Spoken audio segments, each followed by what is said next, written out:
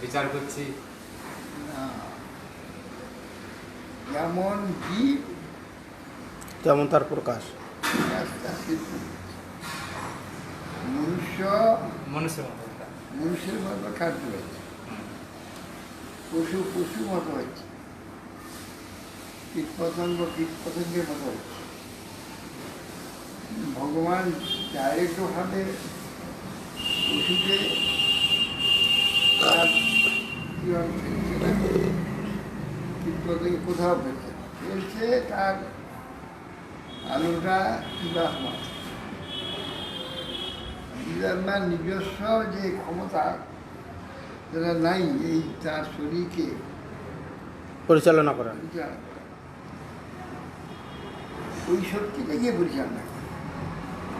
পরমাত্মার শক্তি। হ্যাঁ, ভগবানের কিন্তু সেটা কীভাবে করে? জীবাত্মার ভাবের আধার। ভাব অনুযায়ী ক্রিয়াটা হচ্ছে। যেমন ইলেকট্রিক কাজ করে, যেমন ফাংশন আছে সেই মতো কাজ। কোনো আলো জ্বলছে, কোনো জায়গায় ফ্যান চলছে, কোনো জায়গায় ঠান্ডা হচ্ছে, কোনো জায়গায় গরম হচ্ছে। সেরকম জীবের মানুষ হলো মানুষের ফল, মানুষের ফল। জীবের হলো জীবের যে বৃত্তি আছে, পশু বৃত্তি সেগুলো করে। আবার বিভিন্ন রকম মানুষের জীব বিভিন্ন রকম জীবনে বিভিন্ন রকম বৃত্তি আছে, বিভিন্ন রকম প্রকার। বিভিন্ন রকম প্রকাশ হচ্ছে। একই মানুষ বলের মধ্যে একরকম প্রকাশ, তোমার মধ্যে একরকম, অরণ্যের মধ্যে একরকম।